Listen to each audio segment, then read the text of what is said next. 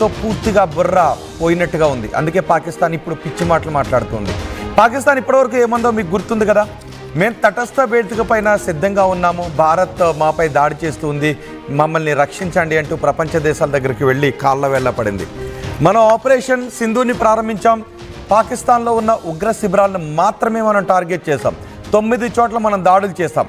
ఆ తర్వాత పాకిస్తాన్ మనపై దాడులు చేయడానికి ప్రయత్నించింది, మిసైల్స్ను ప్రయోగించింది, డ్రోన్లను ప్రయోగించే ప్రయత్నం చేసింది. వాటిని తిప్పి కొట్టాము అని కూడా చెప్పారు. కానీ ఇరు దేశాల మధ్య ఉద్రిక్త వాతావరణం నెలకొన్న సమయంలో ఎవరు సీజ్ ఫైర్ని కోరుకున్నారు? పాకిస్తాన్ చెబుతూ ఉంది, భారతే మమ్మల్ని సీజ్ ఫైర్ అడిగింది అని పాకిస్తాన్ అంటూ ఉంది. భారత ప్రధాని సీజ్ ఫైర్కి అడిగారు అని పాకిస్తాన్ అంటూ ఉంది. ట్రంప్ మధ్యవర్తిత్వంతో ఈ సీజ్ ఫైర్ దిశగా అడుగులు పడ్డాయి. ట్రంప్ కూడా ముందుగానే ఆయన ట్వీట్ కూడా చేశారు. కానీ ఈ సీజ్ ఫైర్పై, కాల్పుల విరమణపై ఇప్పటికే భారతదేశంలో ప్రజల నుంచి, ప్రతిపక్షాల నుంచి మిశ్రమ స్పందన వ్యక్తమవుతుంది. అదే సమయంలో పాకిస్తాన్కి చెందిన నేతలు అంటూ ఉన్నారు, ఈ సీజ్ ఫైర్ని మేము కోరుకోలేదు, మేము యుద్ధానికి సిద్ధంగా ఉన్నాం, భారత్ అడిగితేనే సీజ్ ఫైర్కి అంగీకరించాము అని చెబుతూ ఉన్నారు.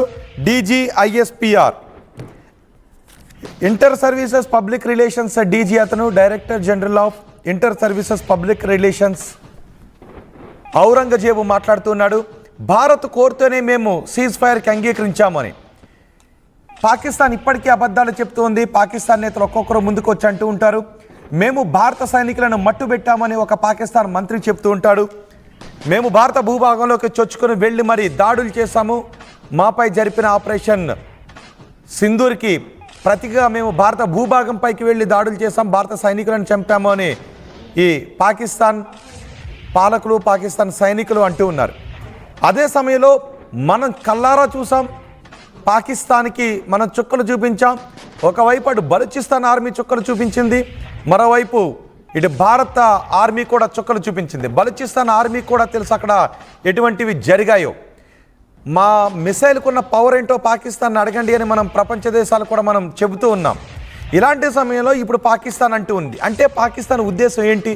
మళ్ళీ ఏ ధైర్యంతో పాకిస్తాన్ ఇప్పుడు సీజ్ ఫైర్కి భారతే ముందుకొచ్చింది అని అంటూ ఉంది.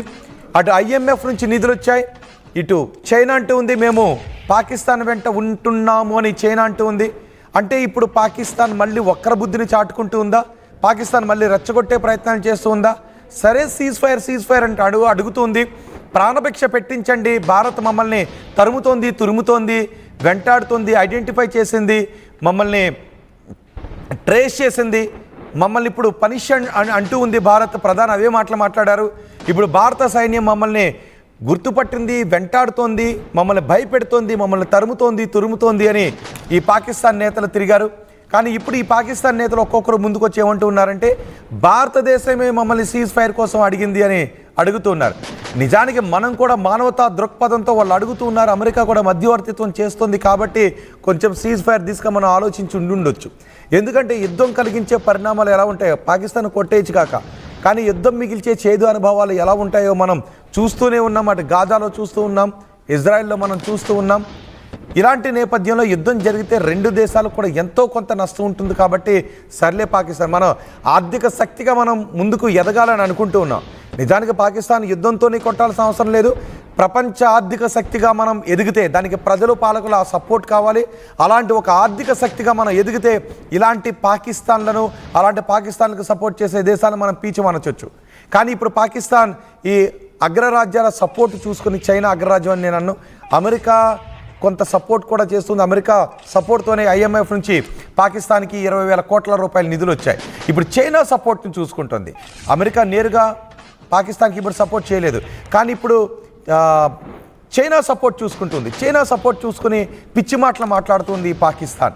కేవలం భారత పెట్టిన దయాదాక్షిణ్యాలపైనే పాకిస్తాన్ ఇప్పుడు బతుకుంది. నా దగ్గర అణుబాంబులు ఉన్నాయి అని అంటూ ఉంది, కానీ పాకిస్తాన్ దగ్గర అణుబాంబులను ఉపయోగించే టెక్నాలజీ ఉందా లేదా?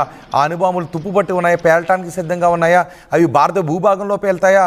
లేదంటే సన్నగా చీలిక మాదిరి ఉన్న, తేగబద్దలాగా ఉన్న చీలిక మాదిరి ఉన్న పాకిస్తాన్లో అది ప్రయోగించిన వెంటనే పాకిస్తాన్లోనే పేలిపోయి పాకిస్తాన్నే అంతం చేసేస్తుందనే ఇన్ని డౌట్స్ మధ్య సర్లే సీజ్ ఫైర్ తీసుకు వెళ్దాము అని అనుకుంటూ ఉంటే మానవతా దృక్పథంతో ఈ పాకిస్తాన్ ప్రేరేపిత నాయకులు అంటూ ఉన్నారు, మతి చెడిన పాకిస్తాన్ నాయకులు అంటూ ఉన్నారు. భారతే మమ్మల్ని అడిగింది కాల్పుల విరమణకు అంగీకరించండి, కాల్పులను ఆపేద్దామని భారతే మమ్మల్ని అడిగింది అని ఈ ఔరంగజేబ్ అంటూ ఉన్నాడు. ఒకసారి ఔరంగజేబ్ ఏమన్నాడు విందాం. Pakistan, as far as your first question is concerned, let me say it very clearly and put it on record. Pakistan never requested. The fact of the matter is that on the night of 6th and 7th May, once those ghastly and cowardly attacks were made, the Indians requested after those attacks. And Pakistan gave a very clear response that we will communicate back only after we have given the response that this and retribution that this act deserves. As far as your first విన్నారుగా మాటలు. Pakistan DG, inter services public relations DG Ahmed Sharif మాట్లాడుతూ ఉన్నాడు, భారతే మమ్మల్ని కాల్పుల విరమణ దిశగా అడిగింది అని. ఇంతకు ముందు మనం చూసాం ఔరంగజేబ్ మాట్లాడిన మాటలను కూడా. పుల్వామా అటాక్ మా వ్యూహాత్మక చర్య అని ఔరంగజేబ్ అన్నాడు. ఇప్పుడు ఈ డీజీ అంటూ ఉన్నాడు, DG inter services public relations DG అంటూ ఉన్నాడు, భారతదేశమే మమ్మల్ని అడిగింది, కాల్పుల విరమణకు అడిగింది, అందుకే అంగీకరించాను అంటున్నాడు. ఒకసారి మళ్ళీ ఏమన్నాడు విందాం. As far as your first question is concerned, let me say it very clearly and put it on record. Pakistan never requested. The fact of the matter is that on the night of 6th and 7th May, once those ghastly and cowardly attacks were made, the Indians requested after those attacks. And Pakistan gave a very clear response